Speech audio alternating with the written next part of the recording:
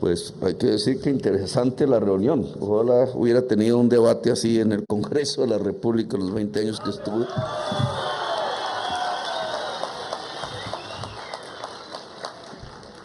El nivel de inteligencia de aquí, ojalá se instalara allá.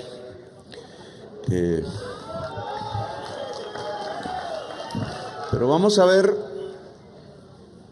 digamos, las cosas que estamos de acuerdo y ver las cosas que nos separan e iniciar un proceso de diálogo ya ha comenzado, que debe llevar a unos resultados prácticos, que somos gobierno. No es un evento solamente para echar discursos importantes, ideas, sino también para aterrizarlas, volverlas realidad. Hay cosas indudablemente en las que estamos de acuerdo. Los páramos son esenciales. Todos estamos de acuerdo. Bueno, casi todos estamos de acuerdo. ¿Representan el agua de Colombia? Indudable. Creo que no hay río colombiano, de los grandes a los pequeños, que no tenga que ver con los páramos. El agua de Colombia son los páramos. La existencia de los y las colombianas durante generaciones, entonces depende de los páramos. Sí, y creo que no hay, por lo menos aquí, disenso. Si no existieran los páramos, si por alguna razón murieran, no estaríamos aquí. No habría Colombia. He ahí la importancia del tema que estamos tratando. Consenso, partimos de ahí. Tenemos que ver cómo estos páramos nos sobreviven a nosotros, a nuestros hijos, a nuestros nietos, y ojalá por allá en 2000, 3000, 4000 años, vaya a saber cómo será este mundo, sigan ahí. Porque si siguen ahí, en 4000, 5000 años, seguirá la vida y seguirá el ser humano en esta tierra de belleza. Sigamos. Quienes pudieran cuidar mejor los páramos hoy en Colombia son ustedes. Sí. No hay nadie hoy, ni en las dependencias del gobierno que hoy dirijo, ni en cualquier sector de la sociedad colombiana, en cualquier rincón de Colombia, que pueda cuidar mejor los páramos que quienes han vivido allí, quienes han tenido quizás sus padres, sus abuelos allí, quienes se han enamorado allí, supongo, compañero Roberto, quienes han construido sus familias y visto correr sus hijos y pasar los problemas que todos pasamos y los gratos ratos que todos pasamos también allí en el páramo. ¿Quién más va a cuidar mejor ese páramo que el que ha existido allí? Yo he vivido en los páramos, me tocó, he dormido, caminado, me he sentido casi que dejar de existir a propósito por allí en las noches. Sé de los páramos, no solamente por la lectura, sino porque he vivido también allí. Y ese no es el tema, digamos, sino el acuerdo de que no hay una fuerza social en la sociedad colombiana que pudiera cuidar mejor los páramos que ustedes mismos. Sigamos con los acuerdos.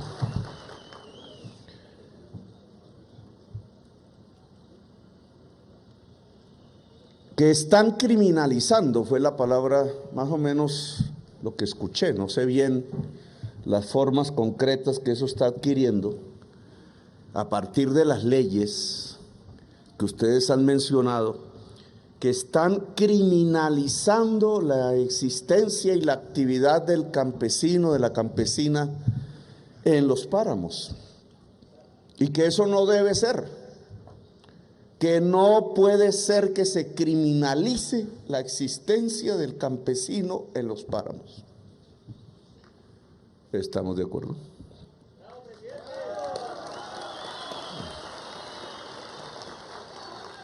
Tengo que estudiar mejor los mecanismos por los cuales se ha llegado a esa circunstancia y quiénes las están promoviendo. Pero en Colombia criminalizan cosas que nunca jamás debieron haber sido criminalizadas.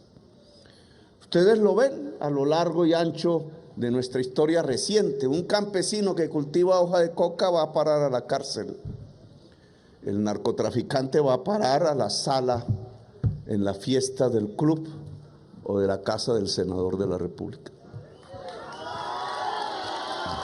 Lo dijimos una y otra vez en la campaña electoral. Mientras más campesinos llevan a las cárceles, y el 25% de los presos que hay hoy en cárceles que ya están hacinadas por esa misma realidad, son campesinos que cogen con hoja de coca para excusar que no capturan a los grandes narcotraficantes en este país. Le muestran a los gringos el campesino, pero jamás al empresario del narcotráfico capturado. ¿Por qué? Porque el empresario es amigo del poder, financia el poder, incluso se viste de senador. Y yo creo que ha paseado por los pasillos y los salones fríos del palacio en donde hoy vivo. Es la hipocresía que hace que entonces el criminal es el pobre y el hombre de bien, el criminal. Lo vemos no solamente con los campesinos de la hoja de coca, lo vemos con los jóvenes que salieron a protestar no hace mucho, pidiendo educación o pidiendo ingresos, pidiendo la dignidad para vivir. ¿Y dónde están esos jóvenes? En las cárceles. 200. Esos les dicen en la televisión, criminales, terroristas, son jóvenes del pueblo. Los que los asesinaron, los que los torturaban, están saliendo de la cárcel o nunca entraron a la cárcel. Ellos sí no son criminales. Criminal es el que protesta. Criminal es el joven por ser joven y por ser pobre. Entonces no, en este gobierno del cambio vamos a criminalizar pobres.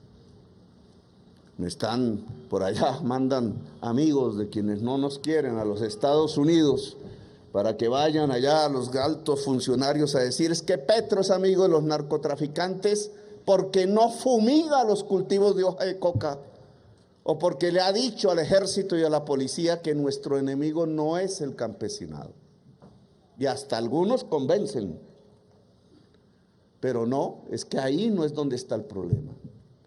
El problema no está en el seno de nuestro pueblo, y nuestra política no es criminalizar a nuestro pueblo por lo que piensa, por lo que hace, por sus maneras de intentar sobrevivir en medio de una situación que indudablemente nos ha llevado a muchos y a muchas al desespero. Así que ahí hay otro acuerdo. Nadie que viva honestamente en los páramos de Colombia va a ser criminalizado en mi gobierno.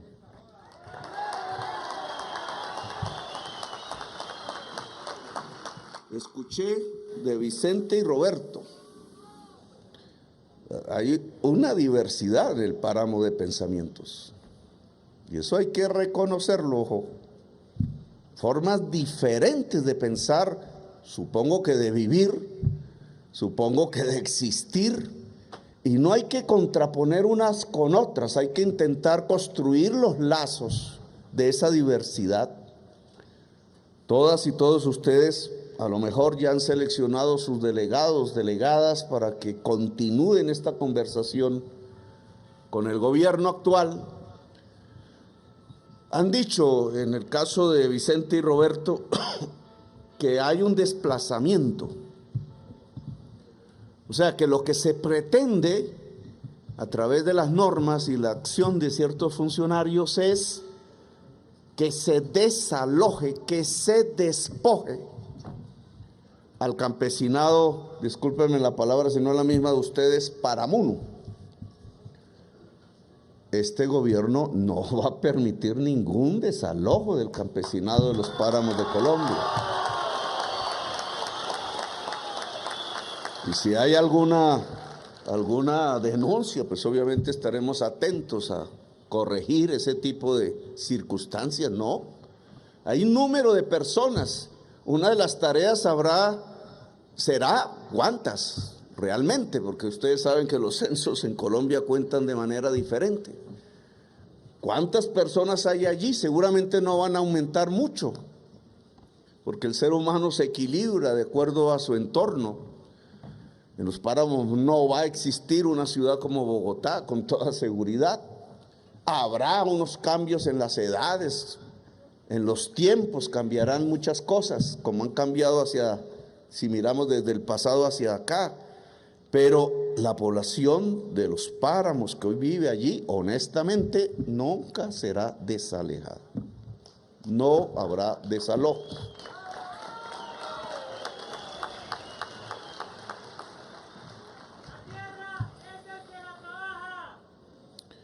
Ahora bien, también escuché aquí de varias compañeras y compañeros que en el trasfondo hay un negocio.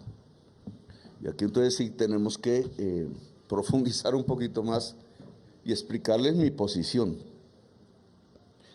Yo me consideré, cuando empezaron las luchas recientes por el agua, defensor del páramo de Santurbán. No fui a las manifestaciones porque ya era muy conocido, entonces me iban a decir oportunista y ahora se quiere coger las banderas y cosas de esas que había en Bucaramanga, varias. No estoy de acuerdo con que en Santurbán haya minería del oro a gran escala. No estoy de acuerdo. Yo no sé ahora qué forma se estará adquiriendo la empresa Minesa, lo dije públicamente. Si soy presidente de Colombia, Minesa no entra al páramo de Santurbán. No sé cuánto oro habrá ahí debajo, no sé cómo habrán descubierto todo eso. Pero primero es el agua. Lo hemos repetido y una y otra vez. Yo creo que fui el que hice la frase. Lo que pasa es que ya se volvió muy popular. Es más valiosa el agua que el oro. Siempre aquí y en Cafarnaúm, el agua nos permite vivir. El oro lo que hace es matarnos entre nosotros. En cierta forma, no voy a ser tan radical porque el oro se utiliza y hay artistas del oro y artesanos, etcétera, pero en realidad en nuestra historia reciente, después de la conquista española, el oro mata y el agua hace vivir. Indudablemente el agua de Santurbán es el agua de la población santanderiana y norte santanderiana de los Andes. Y en esa medida, esa ha sido mi posición pública desde que estalló el problema hace varios años, y como presidente de la República ahora, seguirá siendo. ¿Qué significa esto? Cuando salió el tema de la delimitación, en algún momento, recuerdo, lo que yo pensé en mi interior y lo alcancé a pronunciarme en el Senado de la República, es que me parecía una trampa. Incluso el competidor mío en la segunda vuelta presidencial, en una conversación que teníamos, no en la campaña sino antes, también lo percibió. No, pues que van a delimitar para que 1 metro abajo del límite empiece la explotación del oro. Yo soy alcalde de Bucaramanga, si usted participó en esas conversaciones, usted delimita, y es que el problema es el flujo del agua, no la frontera del páramo. Da lo mismo para la ciudad de Bucaramanga si la mina del oro de gran dimensión se establece arriba de la frontera que piensan poner o abajo, si de todas maneras se daña el agua. Y por eso yo sentí que por allí venía una trampa. Ahora que los escucho, que hay un proceso de desalojo o algo, o una inminencia o un riesgo o una amenaza de desalojos de campesinos de esa zona que siempre han vivido allí, pues para mí es claro, donde se ha instalado la gran minería siempre ha habido desalojo. El título minero para la gran minería es casi el certificado de defunción del campesinado que vive sobre ese título. Lo hemos visto aquí, allá, hay muchos ejemplos. Acabo de venir de Jericó, Antioquia, una zona regoda. Yo no sé cómo serán los páramos aquí políticamente, pero una zona regoda. Mi principal aliado ahí es el obispo monseñor de allá, que además me explicó, porque él me enseñó cómo era el asunto, porque allá es una minería de túnel, pero cuando uno llega ahí, lo que uno ve, además de una tierra muy bella, es un campesinado dedicado por generaciones a cultivar café y alimentos, que obviamente cuando ve esos túneles destruyendo las montañas, pues lo primero que siente es que se les acabó su existencia, que el agua con la cual riegan pues va a dejar de existir, que el sitio sobre el cual viven se puede desbaratar. Esas son las circunstancias de Jericó. Nosotros allí llegamos, una mina de cobre y de una vaina poderosa, la ¿cómo se llama? Anglo Gold Ashanti. No se asusta nomás con el nombre. Y el gobierno que ha decidido, claro, podrían decir es que ese cobre se necesita para las energías limpias, porque las turbinas y los paneles lo usan, y que yo soy un defensor de las energías limpias, etcétera. Pero estamos entre o ese oro o ese cobre y la vida tradicional de los campesinos que habitan allí. ¿Qué escogimos? Pues no nos pusimos a preguntarle a los campesinos si eran del pacto o eran godos o uribistas, o que si eran católicos o no. Pues lo que dijimos, no, pues es que lo que nos interesa es que ese agua siga, que ese campesinado viva y que esa región se transforme en una potencia de la vida en Colombia. Porque si no, ¿para qué hablamos de que Colombia sea una potencia mundial de la vida? Una potencia mundial de la vida es la vida de la naturaleza, es el agua y es la vida de la existencia humana. Entonces, ese temor por la delimitación que aquí hay, yo lo tuve, pensando que lo que iba a iniciarse era una trampa para permitir una gran explotación de oro con perjuicio del agua, e indudablemente, si allí había una población campesina, en perjuicio de la población campesina. Nosotros no vamos a permitir eso. Eso no está en las cuentas.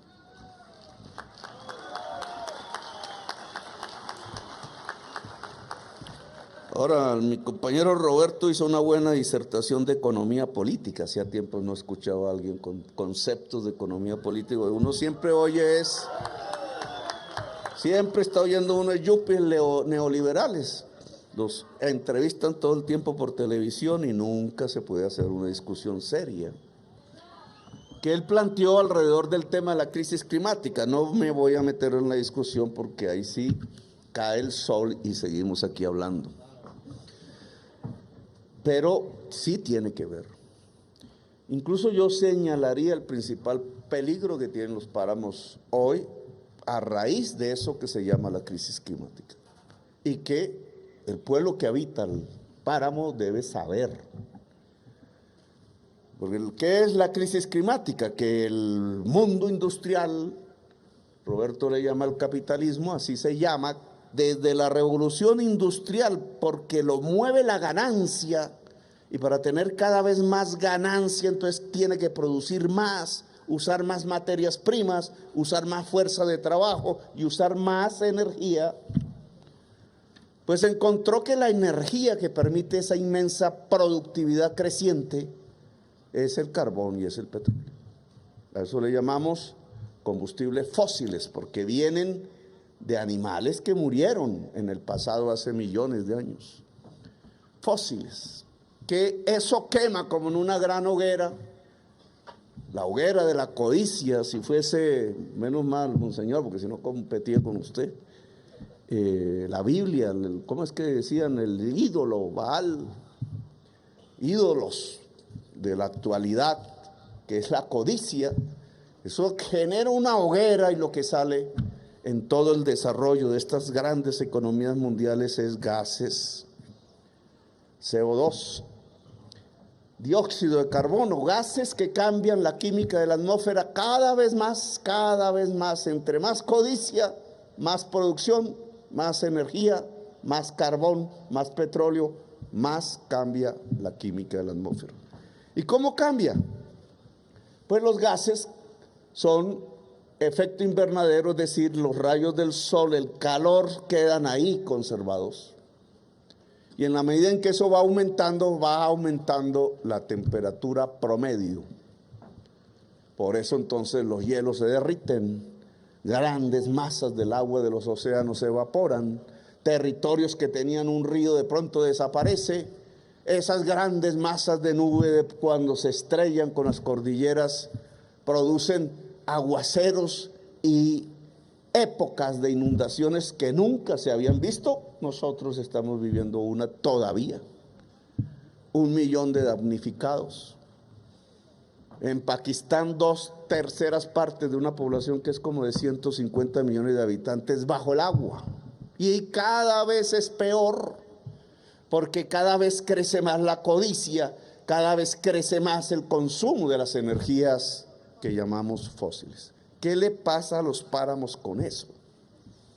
Independiente de si vivimos ahí o no, independiente de eso, los páramos aumentan el doble el promedio de temperatura que la superficie al nivel del mar. Y eso hay que tenerlo en cuenta. Y no va a ser dentro de un siglo. Quizás ustedes ya lo han notado, tendríamos que preguntarlo, pero es en cuestión de 10, 20 años. Si la temperatura promedio del planeta crece 2 grados centígrados por encima de lo que había antes de que se despertara la codicia del capitalismo, entonces en los páramos crece 4 grados centígrados. Ahora, ¿qué pasa si crece 3, 6? ¿Qué pasa entonces con la vegetación de los páramos si se eleva en promedio 4 grados o 6 grados centígrados? ¿Qué pasa con el frailejón? Y entonces la capacidad de captar el agua de las nubes para volverla líquida, ¿se mantiene o se acaba? Ese es el peligro de la crisis climática para la Colombia. Se nos puede acabar el agua y la vida allí cambiaría. Lo dejo solo como mención para que lo estudiemos, porque este es un tema que hay que estudiar. Esto cambia incluso las posibilidades de producción. La papa crece con 6 grados centígrados más de temperatura. Ustedes saben más que yo de eso, pero indudablemente este es el mayor peligro de los páramos de Colombia. Y tenemos que investigarlo. ¿Cómo se cura esa enfermedad? Y aquí voy a donde no estamos de acuerdo. ¿Cómo se cura esa enfermedad que hoy tiene la humanidad y que el Papa Francisco, ahora que lo mencionaron, pues lo ha puesto como el principal problema de la humanidad? y que como la televisión no muestra ni enseña mucho, pues muchos colombianos todavía no se han dado cuenta de lo que puede pasar en el inmediato futuro. Es que nos puede extinguir como humanidad, a todos y a todas. Nuestros hijos vivirán peor que nosotros y nuestros nietos peor que nuestros hijos si no hacemos nada. ¿Y qué hay que hacer? Dejar de consumir petróleo y carbón. Y hay que decirle entonces a quienes lo consumen en su gran hoguera de la codicia, que dejen de consumirlo. Yo no sé si se necesitará una revolución para eso. Se lo dejo ahí entre su pensamiento, compañero Roberto. Pero hay que hacerlo. ¿Y eso qué significa entonces? Si nos metemos en eso, esa solución, ¿cómo dejamos de producir sin consumir carbón y petróleo? Ahí le voy a lanzar una palabreja. En la agricultura eso se llama agricultura descarbonizada. Se exportará papa a Europa si nosotros somos capaces de producir papa sin el petróleo y sin el carbón. Ellos no pueden. La papa de Bélgica que usted mencionó, no, la compañera fue la que mencionó la papa de Bélgica, que es la verdad, ese es el producto de los TLC. La papa de Bélgica y el maíz de los Estados Unidos, que es lo que nos están trayendo a manos llenas aquí, se hace y es barata porque hay una alta productividad que se debe al uso intensivo de máquinas y abonos llenos de productos derivados del carbón y del petróleo. Y esta es nuestra oportunidad, porque si nosotros somos capaces de desligarnos más rápido, nosotros les cogemos el mercado. ¿Cómo lo hacemos? Pues eso no es de ilusión, eso no es de discurso. Nos toca meter el conocimiento al lado de la producción. Y entonces aquí estamos tratando de generar, vamos a ver si podemos, lo que vamos a llamar el SENA campesino, para que junto con ustedes, y habría que instalarlo una sede en algún páramo, ya escogeremos con ustedes dónde, si aquí o en Sumapaz, o bueno, ya veremos. El SENA campesino tiene que enseñarnos con ustedes mismos, porque ustedes pueden enseñar también cómo vamos construyendo las ramas productivas en el páramo que no utilicen carbón ni petróleo para poder ampliar las ventas que cada vez serán mayores, no solamente en Colombia, sino en todo el mundo. Y ahí me separo un poco de esa inquietud que tienen muchos por lo que he visto en el discurso contra lo que es ecológico. Cambiémosle la palabra ecología. Hablemos de naturaleza. Yo me imagino de la dirección del instituto ese, porque yo conozco cierta persona que dirigió ese instituto, que se la pasa, bueno, no voy a hacer críticas porque soy el presidente, entonces no puedo, pero sí hay gente ambientalista que está dependiendo del contrato. Cuando no he visto yo ambientalistas que decían, este es el hombre, y veo en Twitter, ¿cómo se le ocurre a Petro decir que no se produzca petróleo y carbón? Y yo digo, no, pero este ambientalista, ¿dónde va a parar?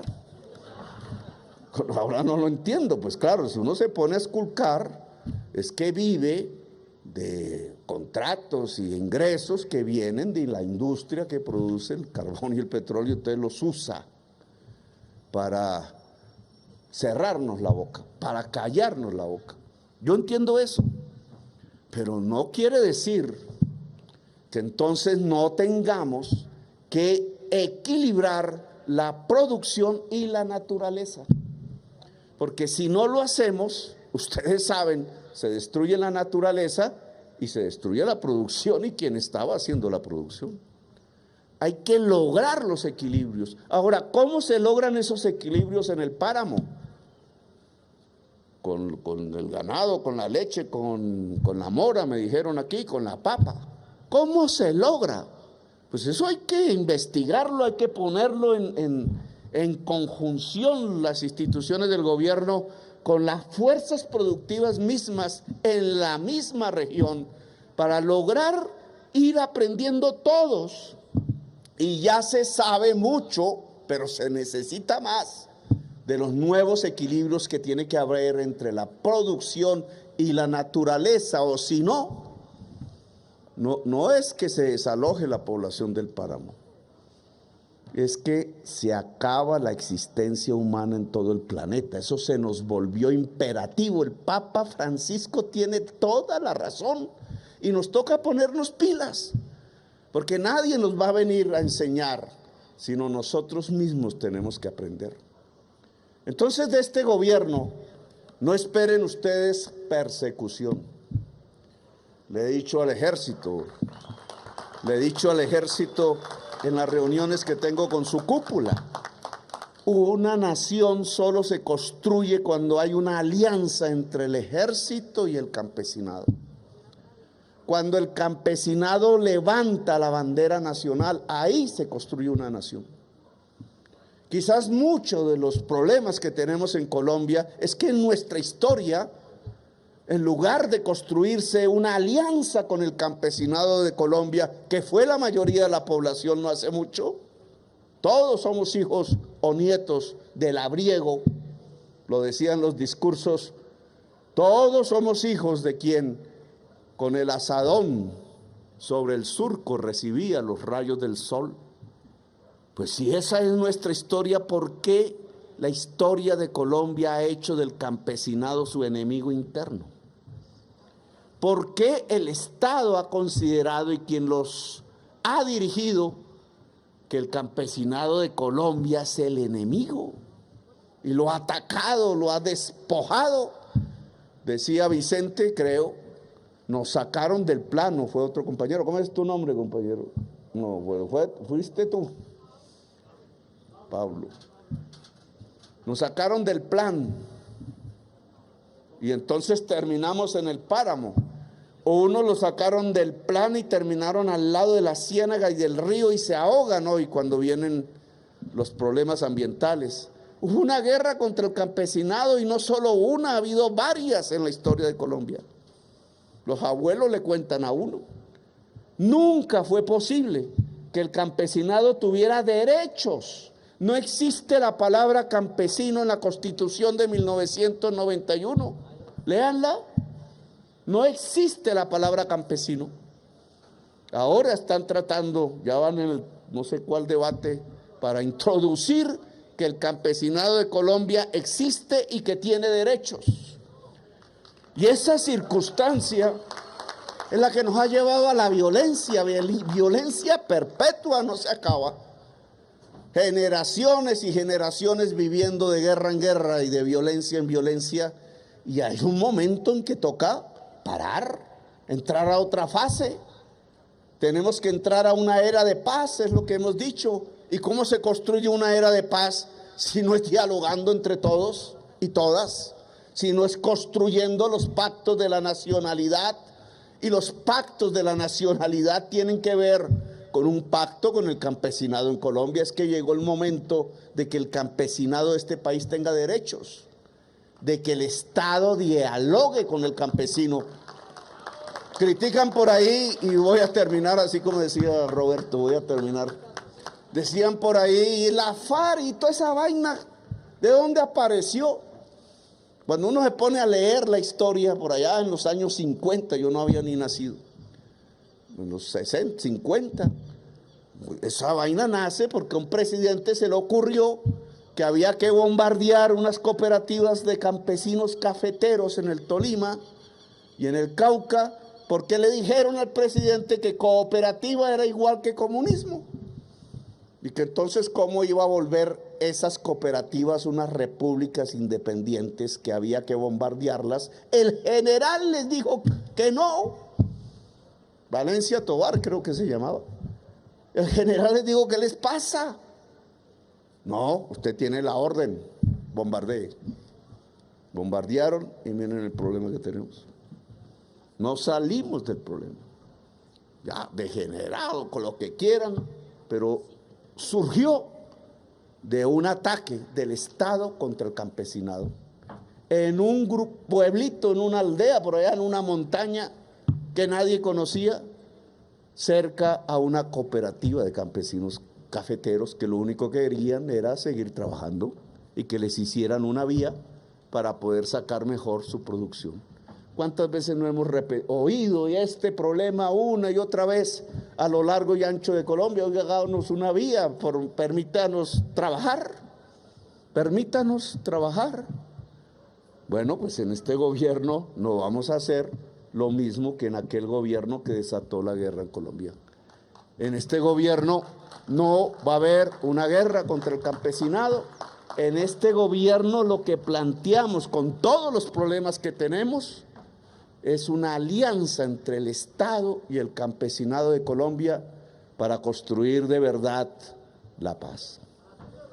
Ustedes tendrán sus delegados, delegadas, las que quieran, los que quieran. Hay que continuar la conversación, tema concreto, problema concreto, páramo por páramo, porque cada páramo es diferente y la gente vive diferente en una parte y diferente en otra. Los problemas, solucionémoslo. Hablaron de titulación, se me olvidaba. Que ya cuando los años avanzan. Aquí está el director de la Agencia Nacional de Tierras. O sea, acaba de salir del hospital. Yo no sé si se enfermó porque le dije que había que hacer una reforma agraria ya. Fue a parar al hospital, aquí está. Pero entonces hay un programa de titulación de millones de hectáreas, derivado de los acuerdos de paz. Yo creo que es válido titular. Claro, para eso hay que hacer censo, ¿no? Que si no, los desalojan a ustedes, pero otros. Titular no significa, porque es terreno baldío, la compañera habló ahí muy bien lo jurídico, titular en terreno baldío a las familias campesinas que hoy habitan realmente en los páramos de Colombia.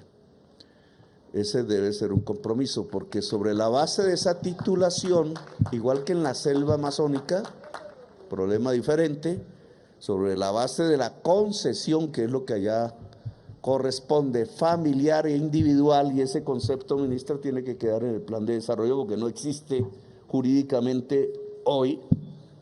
La concesión familiar hereditaria.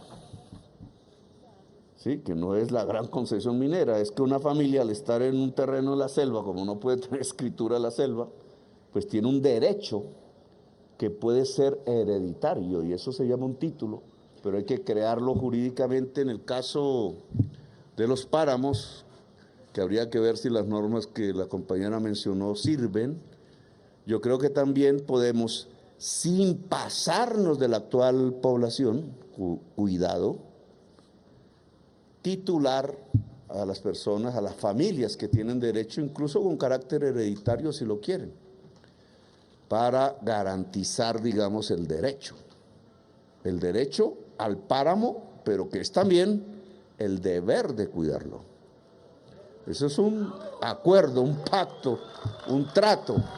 El derecho también, como todos sabemos, genera el deber.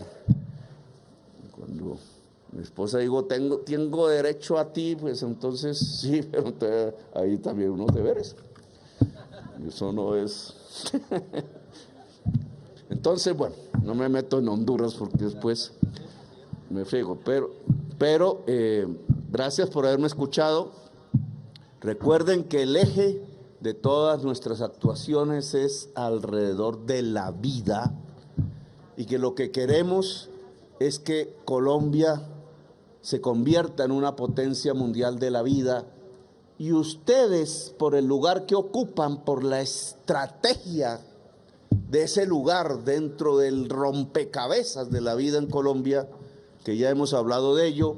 Entonces ustedes se nos pueden, deben y lo son en su mayoría la fuerza social fundamental al ubicarse en los páramos y cuidar los páramos y el agua, de hacer de Colombia una potencia mundial de la vida.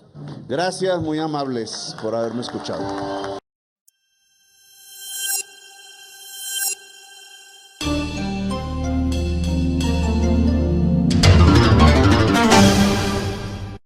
Si te gustó escuchar este artículo, suscríbete a nuestro canal, 90 Segundos Noticias. Recuerda, activar la campanita, darle compartir y dejarnos tu comentario. Gracias.